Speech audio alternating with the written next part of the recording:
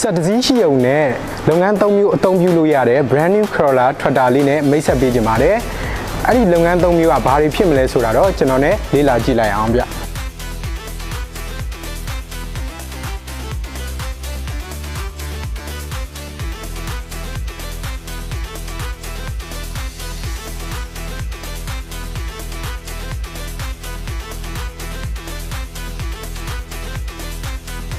အသုံးမျိုးအကြောင်းမပြောခင်မှာပထမဆုံးဆက်ရဲ့ဒီဇိုင်းပိုင်းလေးကိုပြောပြပေးချင်ပါတယ်ဗျ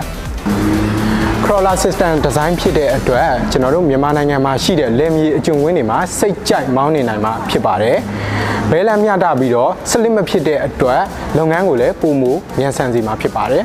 ။ဆက်လက်ပြီးတော့ဒီဆက်မှာတက်ဆင်ပေးထားတဲ့ engine လေးအကြောင်းကိုလေ့လာကြည့်လိုက်ရအောင်။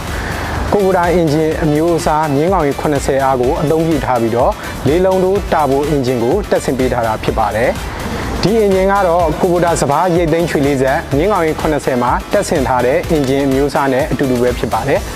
ဆက်ရဲ့မြေပြင်ကင်းလွတ်ခွင့်အမြင့်ကအကျုံကွင်းတွေမှာအဆင်ပြေစွာအသုံးပြုနိုင်ဖို့အတွက်355 mm အထိမြင့်ပေးထားတာဖြစ်ပါတယ်။ Corolla နှစ်ခုကြားအကျယ်ဆက်ရဲ့ကွင်းအကျယ် Rubber Corolla size OZ size တွေအားဆိုရင် Kubota စပါးရိတ်သိမ်းချွေလေးဆက်နဲ့အတူတူပဲဖြစ်ပါတယ်။ဂီယာစနစ်အနေနဲ့ကရှေ့6ချက်နောက်2ချက်ပါဝင်မှာဖြစ်ပါတယ်။ဒိုင်ခွက်မှာဆိုရင်လည်းကျွန်တော်တို့အချက်ပြ digital ဒိုင်ခွက်စနစ်တွေကိုတက်ဆင်ပေးထားတာဖြစ်ပါတယ်။ PDO က940ဖြစ်ပြီးနောက်တွဲတက်ဆင်ရန် 3.0 စနစ်ကိုအသုံးပြုပေးထားတဲ့အတွက်နောက်တွဲတွေကိုအဆင်ပြေပြေတက်ဆင်အသုံးပြုနိုင်မှာဖြစ်ပါတယ်။ရှေ့မှာကျွန်တော်ပြောခဲ့လို့ဒီ brand new Corolla ထွက်တာလေးမှာအသုံးပြုနိုင်တဲ့လုပ်ငန်း၃မျိုးက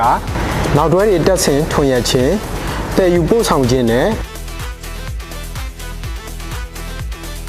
ရှေ့ဒိုဇာကိုအသုံးပြုပြီးတော့မြေသားညှိခြင်းလုပ်ငန်းတွေကိုဆောင်ရွက်နိုင်မှာပဲဖြစ်ပါတယ်။တက်ဆင်နိုင်တဲ့နောက်တွဲတွေကတော့ rotary bumper set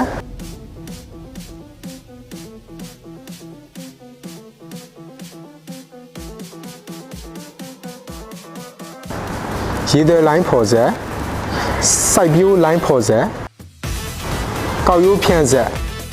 ကောက်ရိုးထုံးဆက်တွေနဲ့တွဲဖက်ပြီးတော့အသုံးပြုနိုင်မှာဖြစ်ပါတယ်။ဒီဟိုကြီးကို brand new Corolla ထွက်တာလေးဟာဆိုရင်စပါးအိတ်80ကနေ100အတွင်းတွေကိုတည်ယူပို့ဆောင်နိုင်မှာဖြစ်ပါတယ်။ဒီဆက်မှာဆိုရင်ဒိုဇာပါတာနဲ့အခုလိုဒိုဇာမပါတဲ့ကနိုပီတိုက်ဆိုပြီး2မျိုးရွေးချယ်ဝယ်ယူနိုင်ပါတယ်။